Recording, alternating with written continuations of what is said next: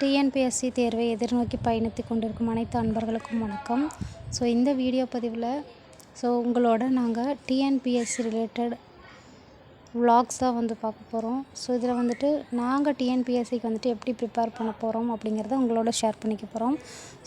இந்த வீடியோ யாருக்காவது யூஸ்ஃபுல்லாக இருக்குது அப்படின்னா அதில் ரொம்பவுமே சந்தோஷம். நாங்கள் எப்படி படிக்கிறோம், என்ன மாதிரி டிப்ஸ் ஃபாலோ பண்ணுறோம், என்ன புக்ஸு அந்த மாதிரி ரெஃபர் பண்ண போகிறோம், எல்லாமே உங்களுக்கு டீட்டெயில்டாக ஒவ்வொரு வீடியோலையும் நாங்கள் சொல்ல போகிறோம். நானும் படிச்சிட்ருக்கேன், என்னோடய ஹஸ்பண்டும் படிச்சிட்ருக்காங்க. இன்றைக்கி குரூப் 1 எக்ஸாமினேஷன் நடந்து முடிஞ்சிருக்கு. இந்த எக்ஸாமினேஷனுக்கு என்னால் போக முடியல. அவங்க தான் போனாங்க. கொஷின் பேப்பர் எப்படி இருக்குது அப்படிங்கிறத பார்த்துட்டு இருந்தோம். ரொம்பவுமே டஃப்பாக கேட்டிருந்தாங்க. ஒவ்வொரு எக்ஸாமுக்குமே கொஷின் பேப்பர் ரொம்பவுமே டிஃபர் ஆகுது. குரூப் 4 எக்ஸாமினேஷனை பார்த்துட்டிங்க அப்படின்னா லாஸ்ட் குரூப் 4 எக்ஸாமினேஷனுக்கும் இந்த குரூப் 4 எக்ஸாமினேஷனுக்கும் ரொம்பவே டிஃப்ரென்ஸ் இருந்தது. மேக்ஸில் பார்த்துட்டிங்கன்னா 25க்கு 27 கொஷின்ஸ் மேக் பண்ணியிருந்தாங்க. ஆப்டிடியூட்டை ரொம்பவுமே டெவலப் பண்ணியிருந்தாங்க. அதே போல் தான் இந்த குரூப் 1 எக்ஸாமினேஷன்லேயும் நமக்கு ஆப்டிடியூட் ரொம்ப ரொம்ப ரொம்ப ரொம்ப கஷ்டமாக இருந்துச்சு. அவங்க ஆப்டிடியூட் நல்லாவே பண்ணுவாங்க. 25 கொஷினுக்கு 20 கொஷின்ஸ் போட்டிருக்கிறதா சொன்னாங்க.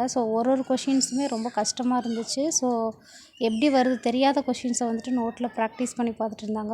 எந்த மாதிரி வருது, இதுக்கு ஆன்சர் எப்படி வரும் அப்படின்னு சொல்லிட்டு பார்த்துட்டு இருந்தாங்க. தெரியாத கொஷின்ஸை மொபைல்லையும் பார்த்துட்டு இருந்தாங்க.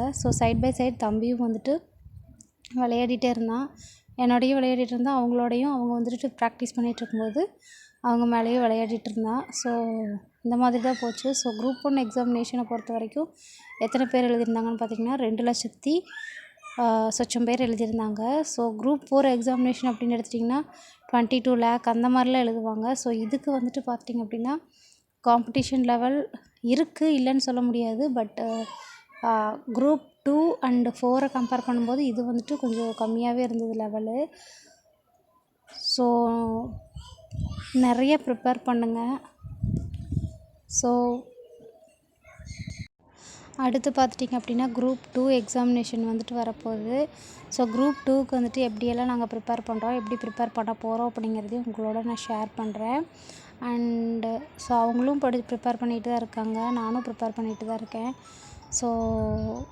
ஃபேமிலி மேனேஜ் பண்ணுறது ரொம்பவுமே கஷ்டமாக தான் இருக்கும். தம்பியும் இருக்கான், தம்பிக்கு 2.5 years ஆச்சு. அவனை வச்சுட்டு நாங்களும் ஏதோ ஒரு வகையில் நம்ம படித்தோம் அப்படின்னா நம்மளுடைய குழந்தைங்க, நம்மளுடைய ஜென்ரேஷன் எல்லாமே நல்லாயிருக்கும் அப்படிங்கிறக்காக தான் நம்ம தேடி தேடி படிக்கிறோம். பார்ப்போம். லாஸ்ட் குரூப் 4 எக்ஸாமினேஷனும் ஓரளவுக்கு பண்ணியிருக்கோம். பட் எந்தளவுக்கு ஸ்கோர் வரப்போகுதுன்னு தெரில. இந்த எக்ஸாமினேஷன் பார்க்கலாம். அடுத்து குரூப் 2 எக்ஸாமினேஷனை நோக்கி தான் பயணிக்க போகிறோம். நல்லா ப்ரிப்பேர் பண்ணிகிட்ருக்குறோம். எல்லா சிலபஸ் குரூப் 2 எடுத்துட்டிங்க அப்படின்னா பார்த்துட்டிங்கன்னா அதில் ஃபுல்லாக கரண்ட் அஃபேர்ஸ், எந்த டாபிக் எடுத்தாலும் அதில் கரண்ட் அஃபேர்ஸ் அப்படிங்கிறது ஒன்று ஆட் பண்ணியிருக்காங்க. கரண்ட் அஃபேர்ஸ் அப்படிங்கிறது எவ்வளோ ஒரு இம்பார்ட்டண்ட் அப்படிங்கிறது நமக்கு தெரியும். கண்டிப்பாக கரண்ட் அஃபேர்ஸ் எடுக்காமல் நம்ம தொடாமல் போகவே முடியாது. அந்த மாதிரி தான் இருக்க போகுது. பார்க்கலாம் எந்த அளவுக்கு கொஷின் வரப்போகுது அப்படின்னு சொல்லிட்டு. ஆனால் ஒவ்வொரு எக்ஸாமினேஷன் கொஷின் பேப்பருமே ரொம்ப ரொம்ப லாஸ்ட் கொஷின் பேப்பருக்கும் இந்த கொஷின் பேப்பருக்கும் எடுக்கும்போது ரொம்ப ரொம்ப டிஃப்ரெண்ட். கொஷின் பேப்பர் குவாலிட்டி அப்படிங்கிறது இம்ப்ரூவ் ஆகிட்டே தான் இருக்குது. அதுக்கு தகுந்த மாதிரி நம்ம எவ்வளோ நம்மளை இம்ப்ரூவ் பண்ணிக்கணும் அப்படிங்கிறது ரொம்ப ரொம்ப இந்த விஷயத்துலேருந்து நம்ம பார்க்க வேண்டியதாக இருக்குது. பெட்டராக படிச்சுட்டே இருங்க, தேடி தேடி படிங்க, நிறைய படிங்க. அப்படி இருந்தால் மட்டும்தான் நம்ம ப்ராப்பராக ஒரு எக்ஸாமை கிராக் பண்ண முடியும்.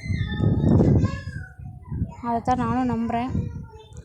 அடுத்தடுத்து வரக்கூடிய எக்ஸாமினேஷன்ஸ் அண்ட் அதுக்கு எப்படி ப்ரிப்பேர் பண்ணுறோம் அப்படிங்கிற அப்டேட்ஸும் நான் கொடுக்குறேன்.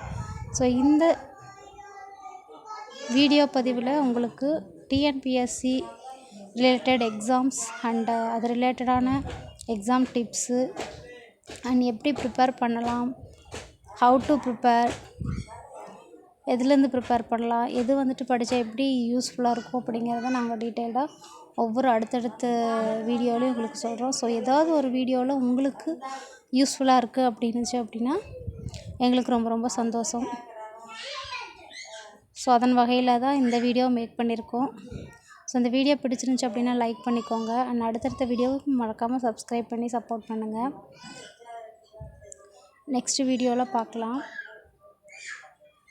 மறக்காமல் குரூப் 1 எக்ஸாமினேஷன் எப்படி எழுதுனீங்க அண்ட் உங்களுக்கு இந்த கொஷின் பேப்பர் வந்து எப்படி இருந்துச்சு அப்படிங்கிறதையும் கமெண்ட் செக்ஷனில் சொல்லுங்கள். So thank you friends. நெக்ஸ்ட் வீடியோவில் பார்க்கலாம்.